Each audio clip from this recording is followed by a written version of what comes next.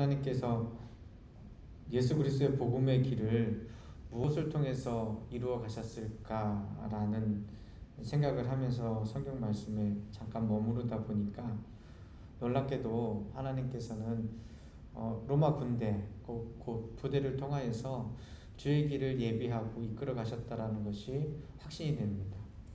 물론 당시에 예수 그리스도를 십자가에 못 박은 그 사형 집행을 한 로마 병정과 또 총독 빌라도의 역할과 모습은 법의 집행자로서 혹은 극악무도하게 사형수의 목숨을 앗은 사람으로서만 우리들이 생각을 해볼 수도 있습니다.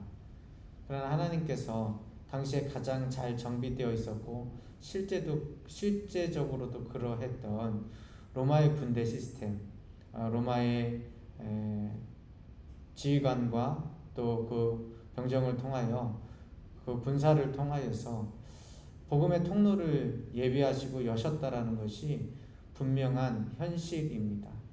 그런데 이제 그것에 대하여서 우리가 별 마음이 없지요.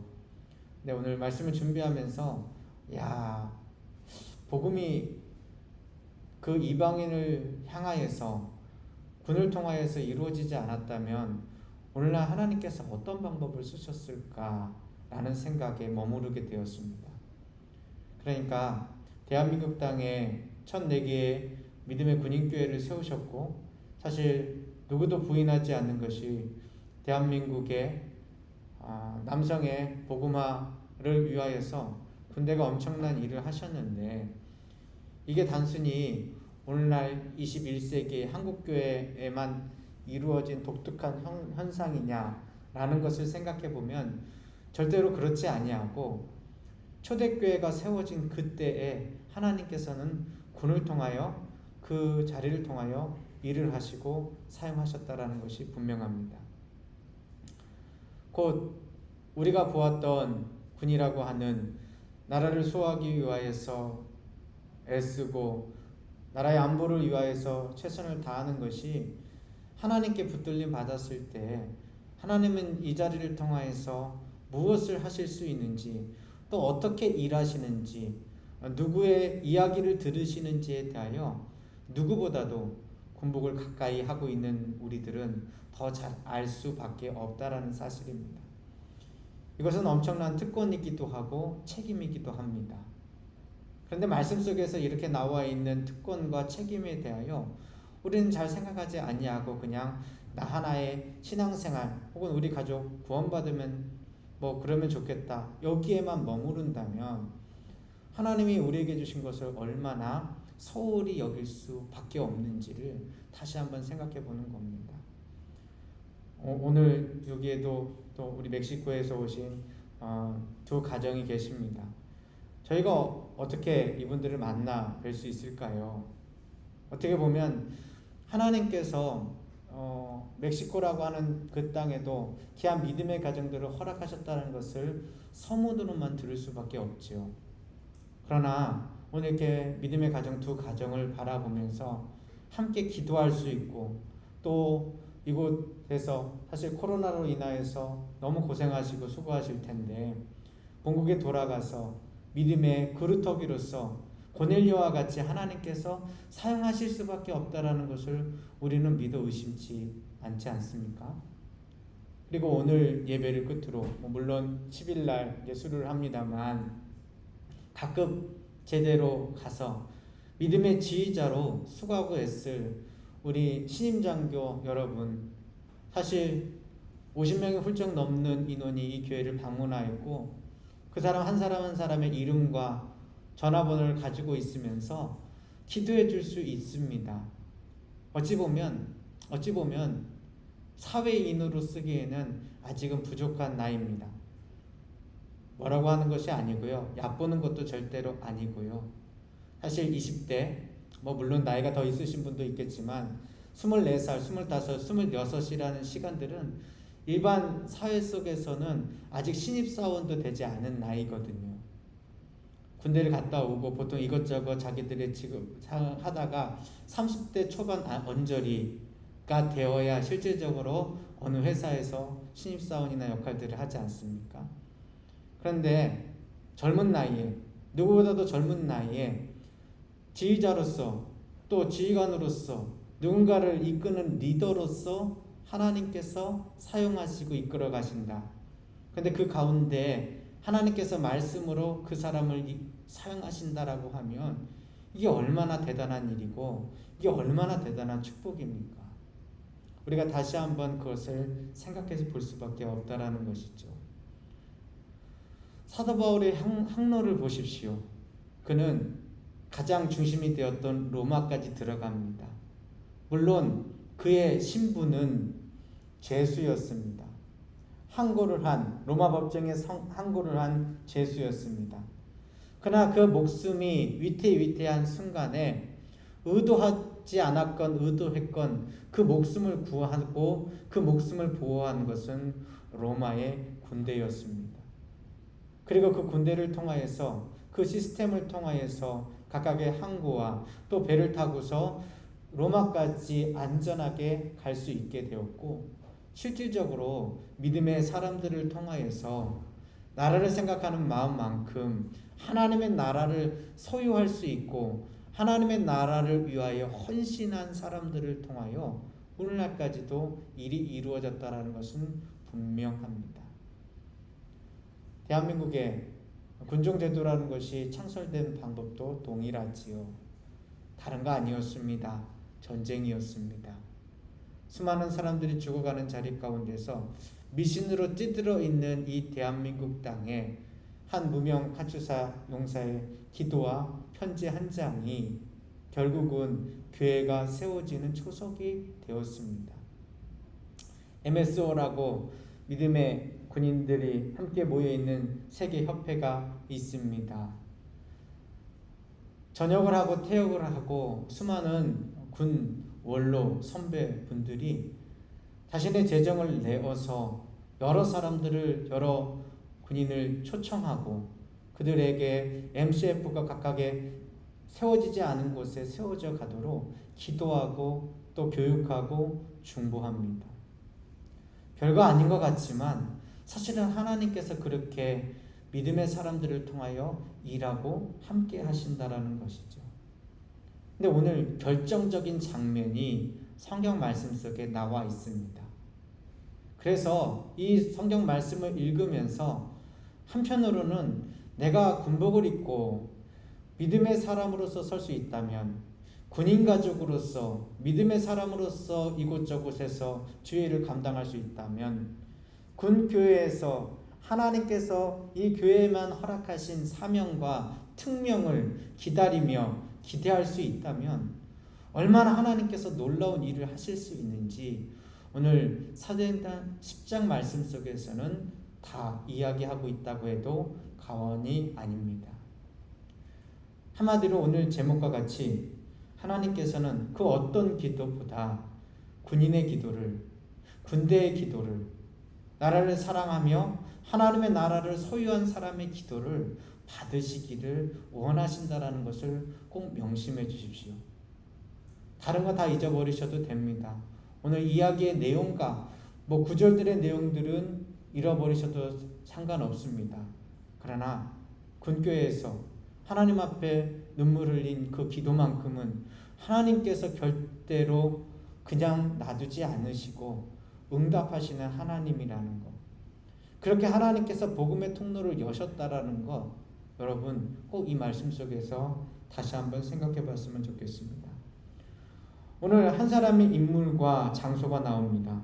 그것은 군대의 백부장, 곧 로마 군대, 로마의 정예 군대의 백부장이라고 불리는 고넬료라고 하는 지휘관입니다.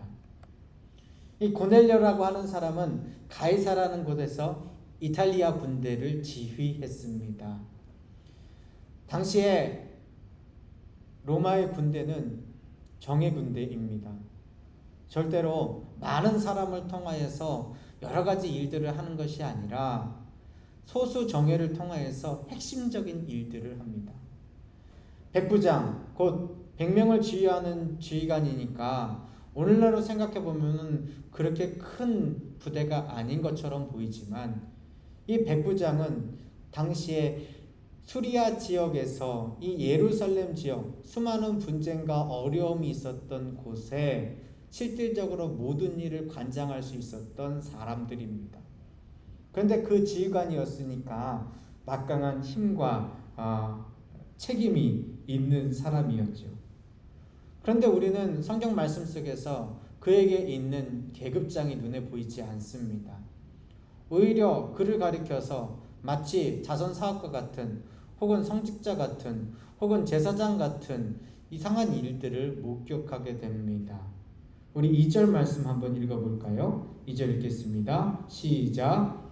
그가 경건하여 온 집안과 더불어 하나님을 경외하며 백성을 많이 구제하고 하나님께 항상 기도하더니. 아멘. 저는 이 말씀 속에서 그냥 다른 이야기 다 그만하고 이 말씀 속에 있는 이 한 절을 가지고서 우리가 군교회를 어떻게 섬길지, 우리들의 신앙생활이 어떠한 모습이 되어야 될지 이 한 절만 마음에 가다듬고 있어도 참 좋겠다라는 생각이 듭니다. 일단 군대 지휘관인데 경건한 자라고 이야기를 합니다. 쉬울까요? 제가 보기에는 굉장히 어려운 것 같습니다. 권력이 있는 곳에 꼭 붙는 게 있지 않습니까? 돈과 성 아닙니까?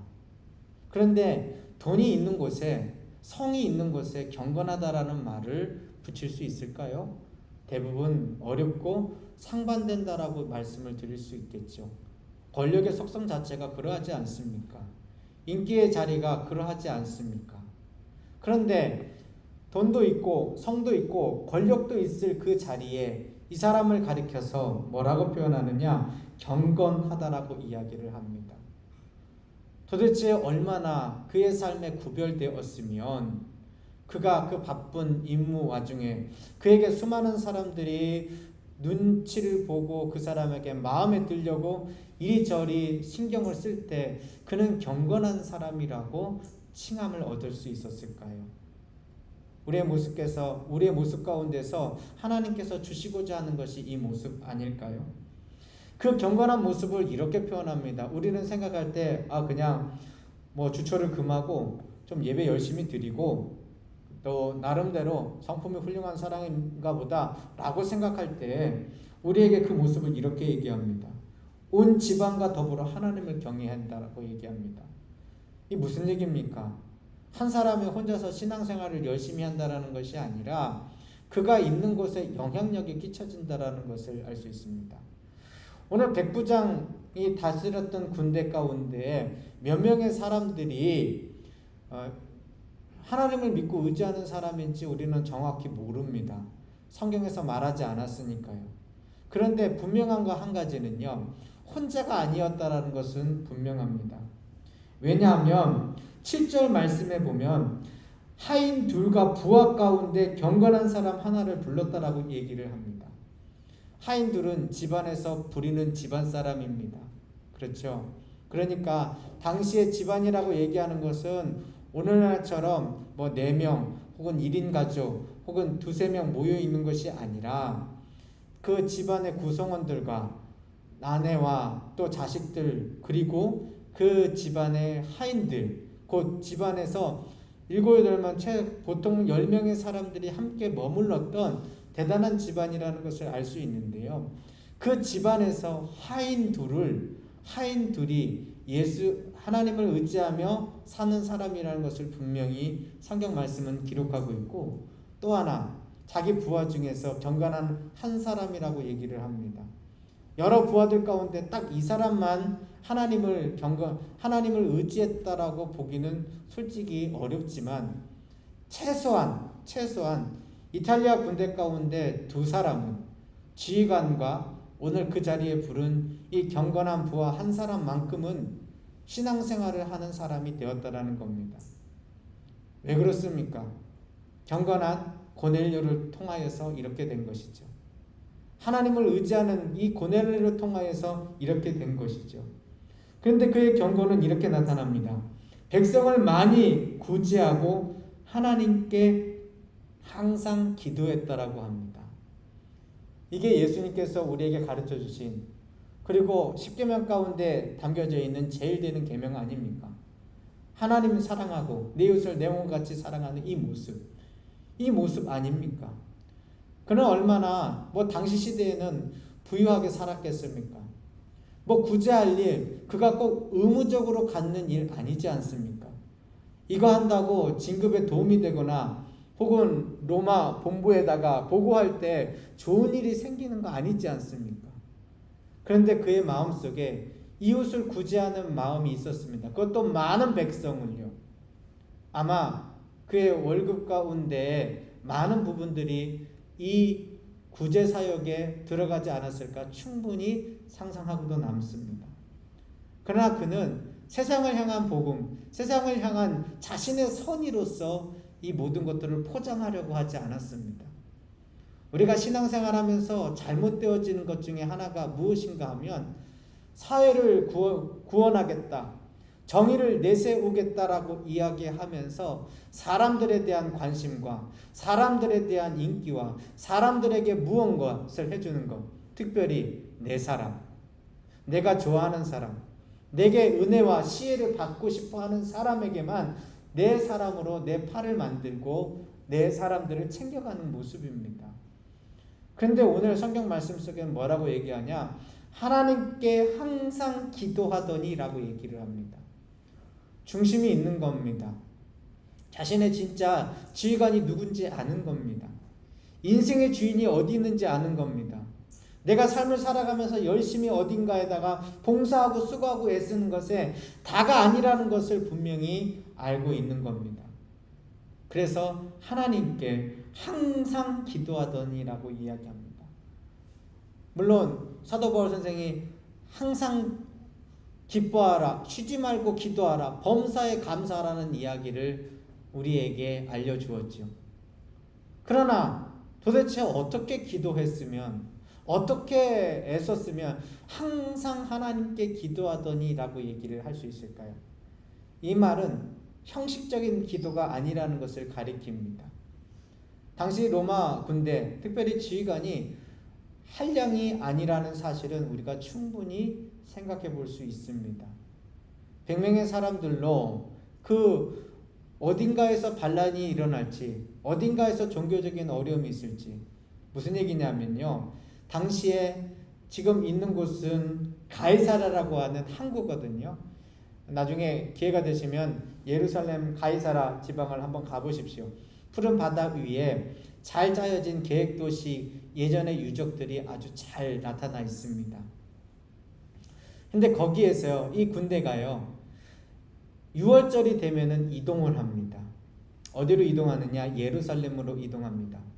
왜냐하면 예루살렘에서 수만 명의 사람들 혹은 수십만 명의 사람들이 그곳에 그 6월절을 지키겠다고 몰려옵니다. 거리도 꽤 멉니다. 그런데 그 자리까지 부대가 이동을 하여서 그들이 했던 일은 치안 유지였습니다. 혹시라도 반역을 일으키면 안 되니까, 혹시라도 여러 가지 사건과 사고가 있으면 안 되니까 오늘날에 보안과 치안의 일을 다 같이 감당을 했지요. 그것을 준비하고 본래 사령부가 있는 곳은 여기에 있는 이 가이사라라고 하는 동네였습니다. 그러니 얼마나 애를 많이 써야 했을까요? 그가 항상 기도하는 모습에 대하여 우리 3절 말씀에 그것을 알 수 있게 우리에게 가르쳐주고 있습니다. 우리 3절 한번 읽어보겠습니다. 시작. 하루는 제9시쯤 되어 환상 중에 밝히 보매 하나님의 사자가 들어와 이르되 고넬료야 하니. 항상 기도한다라는 말은 형식적으로 기도하지 않는다는 말이고, 형식적으로 기도하지 않는다라는 말은 하나님께서 그의 마음 가운데 하나님의 생각과 오늘 성경 말씀에 있는 대로 때로는 환상 가운데 천사를 만날 수도 있다라는 말이 된 것을 우리는 봅니다. 그렇습니다.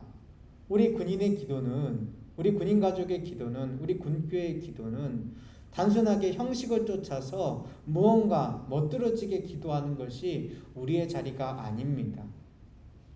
절대적으로요. 사선의 자리에서 누군가의 생명을 죽일 수도 있고 누군가에게 생명을 앗아가 빼앗길 수도 있는 절명의 기도입니다. 절명의 기도를 할 수밖에 없는 자리, 아빠의 안전을 위하여 기도하는 그 자리, 비록 위급한 상황이 지금이 아니기 때문에, 전투의 상황이 지금이 아니기 때문에 어쩌면 우리는 평시와 동일한 상황이지만, 그러나 우리의 기도 가운데는 형식을 가지고는 절대로 담을 수 없는 절절한 구원의 기도가 있어야 됩니다. 우리의 기도를 통하여 누군가의 목숨은 빼앗아야 되고, 우리의 기도를 통하여 누군가의 목숨은 구해야 되는 사람들이라는 겁니다. 그렇게 고넬료 백부장은 기도하고 있을 때에 오늘 천사가 나타나서 고넬료야라고 부릅니다. 그런데 오늘 성경은 흥미롭게도 그 시간을 가르쳐주고 있습니다. 하루는 제9시쯤 되어라고 얘기를 하죠. 그러니까 정확하게 9시는 아니네요. 근데 9시쯤이라고 했는데 9시쯤에 무슨 일이 발생하는지 여러분은 로마 군대의 일과를 생각하실 필요가 있습니다. 9시는, 성경에 있는 9시는 더하기 6시간을 해야 됩니다. 결국 우리 시간으로 말하면 오후 3시입니다. 보통 오후 3시면 어떤 일을 하십니까? 한국 군대에서도요, 대부분의 일과들을 잘 정리해 가며 이제 오후 체력 단련을 하고 조금은 여유 있는 시간이죠. 자, 그런데 로마에 있는 군대들은요, 조금 다른 형식을 갖고 있습니다. 특별히 중동 지역에서는 다른 형식을 갖고 있습니다. 우리야 그렇게 뜨거운 햇볕이 없습니다만 12시부터요 6시 사이에는 실질적으로 이 중동 지역에서 일할 수 있는 게 없습니다. 그래서 오늘날에도 보면 이 시간들에는 낮잠을 자는 시간입니다. 군대라고 해서 다르지 않습니다. 당연히 체력을 보충하고 또 다른 일들, 특별히 사건과 사고는 야간에 많이 발생하고 무엇인가 경호를 하고 또 경비를 서야 되는 자리가 있다면 야간이니까요. 열심히 일하고 오전 12시 전에 뭔가 일들을 마쳐지고 이 시간은 충분히 쉬면서 무언가를 개인 정비를 하는 그러한 시간입니다. 그런데 그 낮잠 시간 오후 3시에 그는 하나님의 환상을 봅니다. 이거는 자다가 갑자기 나타난 게 아닙니다. 그에게 맡겨진 지휘관으로서의 역할을 잘 감당을 하고 그에게 주어져 있는 가장 자유로운 시간, 가장 편안한 시간에 그는 항상 기도하더니 라고 하는 본 속에서 그는 그 시간을 하나님께 기도하는 시간으로 보낸 겁니다. 그러니까 나타나신 거예요. 그랬더니 뭐라고 얘기하냐면 욥바에 가면 베드로라 하는 시몬을 청해라. 그가 무두장이 똑같은 이름 시몬의 집에 임하는데 거기에서 그 사람을 데리고 와서 내가 할 일을 봐라 라고 얘기합니다. 여러분, 복음의 통로가 철저하게 성령님께서 이끌어 가시는 자리에 있었고요. 복음의 통로가 철저하게 하나님께서 붙드신 사람들을 먼저 선택하셨고 그 자리에 응답하는 예수님의 제자들의 모습이 있었습니다. 오늘 성경 말씀은요, 이방인에게 복음이 전달되는 첫 관문입니다. 그런데 그때 하나님께서 누구의 기도를 받으셨느냐? 이 백부장, 지휘관, 그의 정비 시간에 하나님 앞에 간절히 간구하는 기도. 그리고 그 기도는 단순하게 하나님께 열심히 기도했다라고 끝난 것이 아니라 많은 사람들에게 저 지휘관은 굉장히 경건한 사람으로 많은 이들을 구제하고 애를 쓴 사람이야 라고 인정받는 그에게 나타나서 이렇게 하신 겁니다. 이때 이 고넬료는 두 사람 하인과 한 사람 부하를 데려다가 빨리 욥바로 가서 거기에서 베드로를 청하라고 합니다. 베드로가 유명한 사람입니까? 아닙니다. 그냥 갈릴리 지역의 어부입니다. 비록 사람들에게는 이 베드로의 이름이 시간이 지나가면서 불려졌을지 모르지만 이때는 듣보잡인 사람이라는 겁니다. 그런데 고넬료에게는 한 가지가 있었습니다. 이게 군인의 특성이죠. 명령이 떨어지면 그대로 이루는 일이요. 그것도 신속하게 그 일을 만드는 거예요. 만약 이것이 어떤 학자에게 떨어졌다면 도대체 베드로가 누구지? 라고 그 사람 조사부터 했을지 모릅니다. 만약 이것이 상인에게 이런 말씀이 떨어졌다면 야, 거기까지 왔다 갔다 하는데 경비가 얼마야? 그리고 라고 얘기했을지도 모릅니다. 만약 당시에 거기에 있는 누군가 유력한 사람에게 있었다면 그 사람 얼마나 유명한 사람이고 어떠한 손해와 이득이 있는 거야 따졌을지 모릅니다. 근데 지휘관인 고넬료에게, 이 군인에게 떨어지니까 이 사람은 그 이야기를 의심조차 하지 않습니다. 그리고 듣지도 보지도 못한 베드로를 청하려고 무려 세 사람씩이나 그 시간에 보냅니다. 참고적으로 3시에 그 환상이 일어나고 나서 이 사람들을 보내고 다시 베드로가 환상을 본 시간을 보니까 그거는 딱 그 시간을 얘기를 하는데요. 9절 말씀에 보면 9절 말씀에 그 시각은 제6시더라. 6시. 6시면 언제입니까? 6시면 더하기 6시간을 하면 12시 정오입니다. 그러니까 베드로는 하루에 3번 정한 시간에 기도하는 시간이었고, 그럼 그때까지 이 가이사랴에서 요바가 어떠한 길이냐? 오늘날같이 자동차가 있는 것도 아니고요. 뭐 오늘날같이 뭔가 아주 좋은 도로가 있어가지고 금방 전화해가지고 준비하라고 할 수 있는 것도 아니고요. 요바라는 곳에서 이 베드로를 찾으려고 하면은 사람들에게 물어가면서 결국 힘들고 어려운, 그러니까 서울 한복판에서 김서방 찾는 느낌으로 찾아가지 않았을까요? 그럼 우리는 뭘 알 수 있냐면 그 한낮의 더위를 잠깐 피해서 야간에 밤잠 자지 않고 달려가서 이 요바까지 갔다라는 것을 우리는 이해할 수 있어요. 그러지 않고서는 12시에 기도하고 있는 이 베드로를 만나는 일이 쉬운 일이 아닙니다. 뭐 오늘날 같이 뭐 내비게이션 있어가지고 어느 집 누구 해가지고 찍어서 갈 수 있는 게 아니잖아요. 그래서 그 밤을 넘어서 밤을 꼴딱 세워서 베드로가 있는 그 무두장이 시몬의 집에 당도했습니다. 근데 놀랍게도 그렇게 명령을 받고 신속하고 즉각적으로 그 일을 수행한 그 자리에 베드로도 참 이상한, 하지만 분명히 하나님의 뜻을 가리키는 환상과 기도의 내용이 있었습니다. 자, 베드로를 보면 이 고넬료가 얼마나 대단한 인물인지 알 수 있습니다. 왜냐하면 베드로도 똑같이 환상을 봅니다. 환상을 보는데요, 10절 말씀에 보면 환상이 나타나잖아요. 그가 시장하여 먹고자 하매 사람들을 준비할 때 황홀한 중에라고 얘기합니다.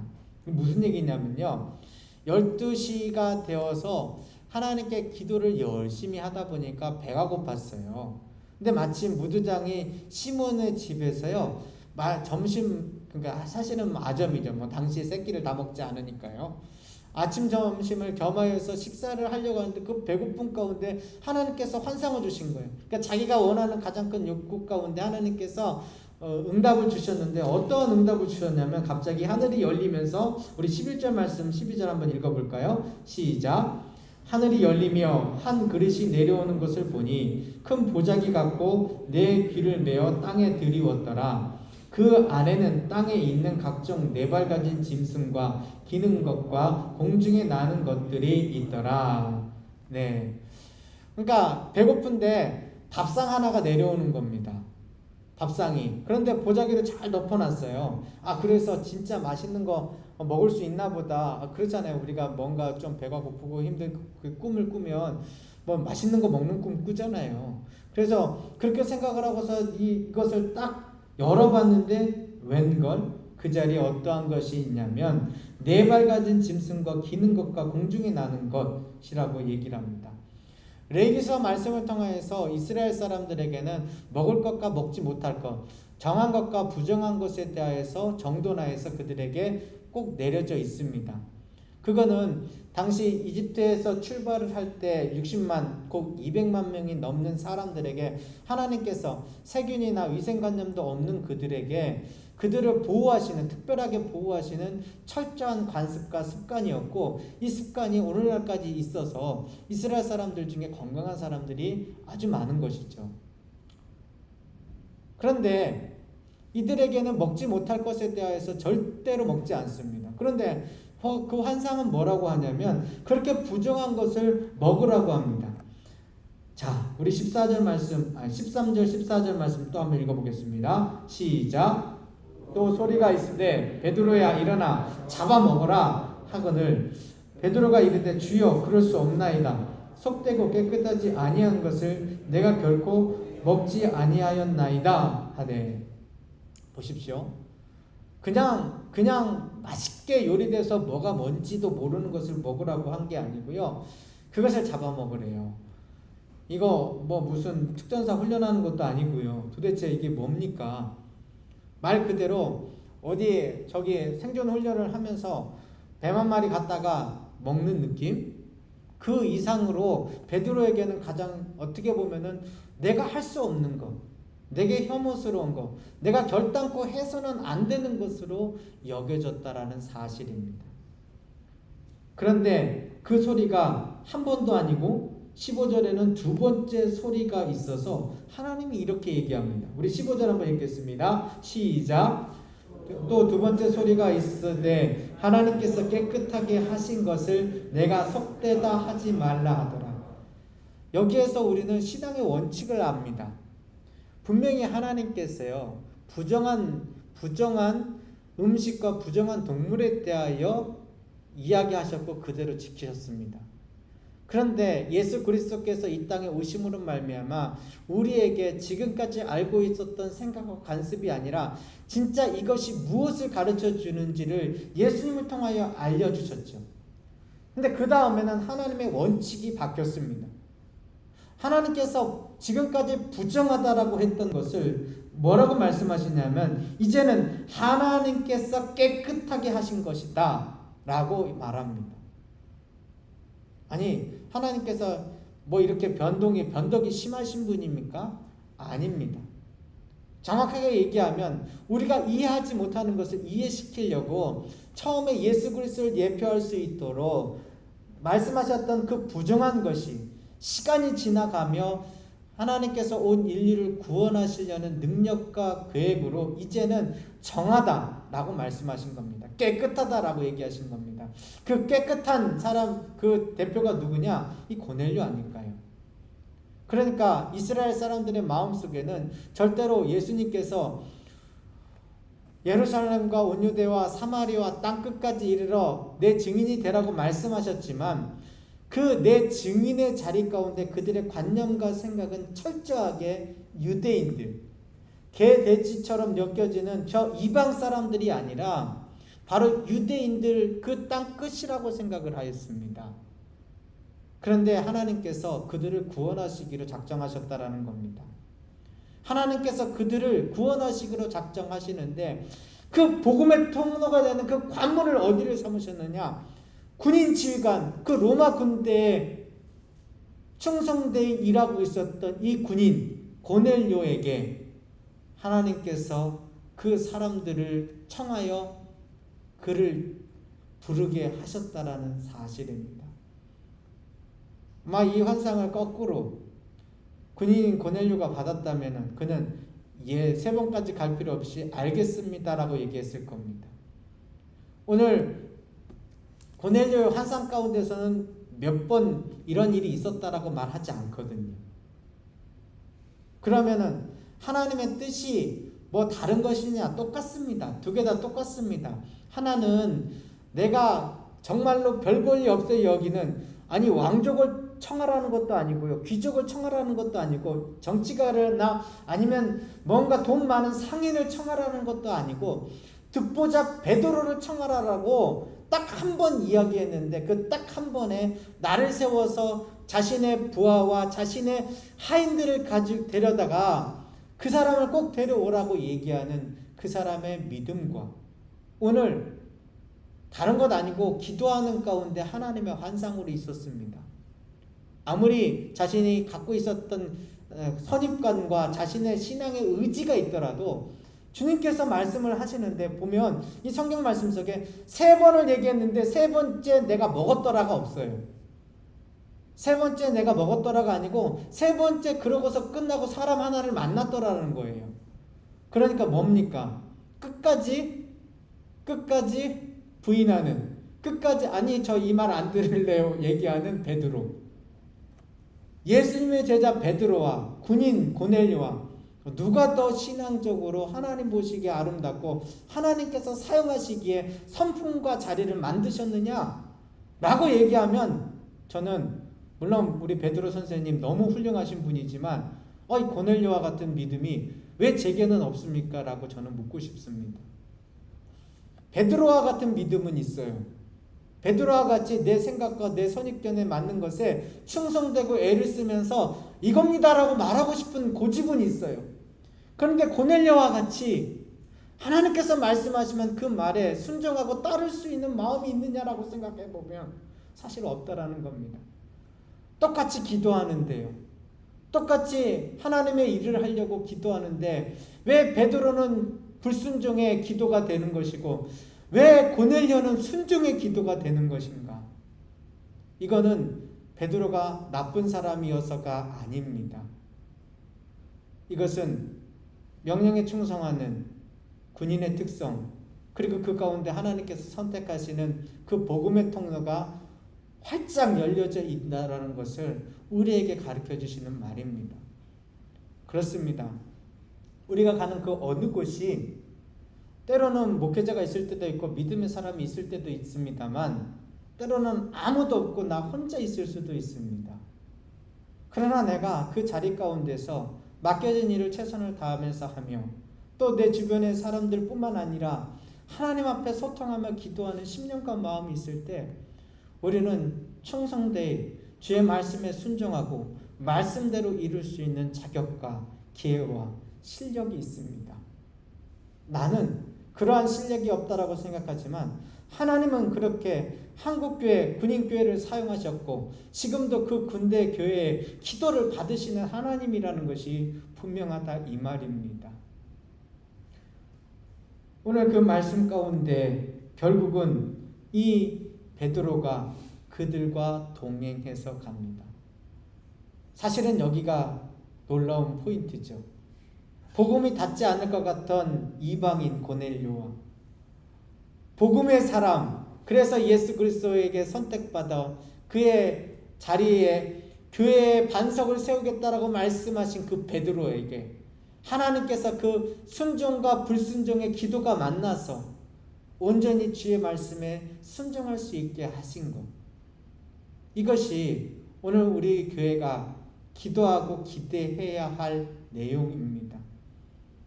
하나님은 당연히 우리의 기도만 받으시는 것 아닙니다. 우리의 생각만 받으시는 것 아닙니다. 여러 가지 정세와 상황 가운데서 함께 협력하여 애를 쓸 수 있도록 주님께서는 이끌어 가십니다. 지금까지는 일반 교회들과 사회의 기도와 후원을 받았다면 이제부터는 우리 군 교회를 통하여 하나님이 일해 주십시오.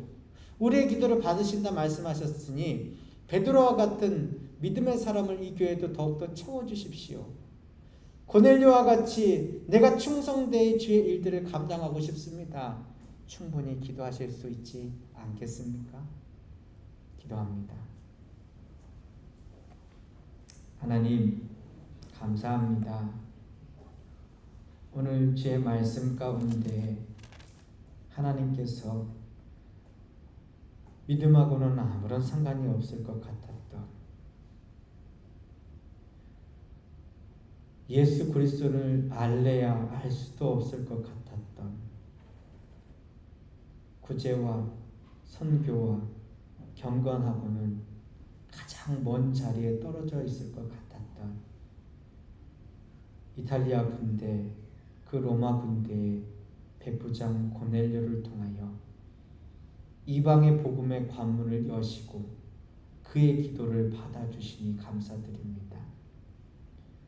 고넬료의 기도는 하나님께 무엇을 해달라는 기도가 아니라 하나님께서 주신 말씀에 순종하는 기도였습니다.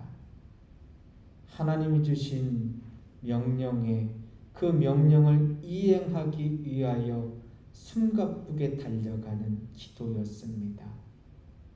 그러하면서 그 혼자의 목숨을 살린 것이 아니라 함께하는 집안 사람들과 함께 있는 그 이탈리아 군대와 주변에 힘들고 어려운 이웃 사람들에게 하나님을 경외하는 법을 솔선수범하며 그 삶 속에서 누렸던 그 자리였습니다. 베드로는 환상에 대하여 생각했지만 고넬료는 그 환상을 실천하는 데에 사람을 보내며 의심하지 않았습니다. 베드로에게는 일어나 내려가 의심하지 말고 함께 가라라고 말씀하셔야 했지만 군인인 고넬료에게는 욥바의 사람을 보내어 시몬을 청하라 라는 한마디면 되었습니다. 주님, 우리에게 짧게 말씀해 주셔서 감사합니다.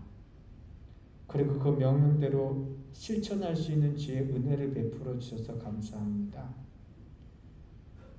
군대의 기도를 받으시는 하나님, 저희들이 기도하지 못했음을 용서하여 주시고 이제는 기도하도록 주의 성령으로 이끌어 주시옵소서. 주께 감사드리오며 예수님의 이름으로 기도드립니다. 아멘.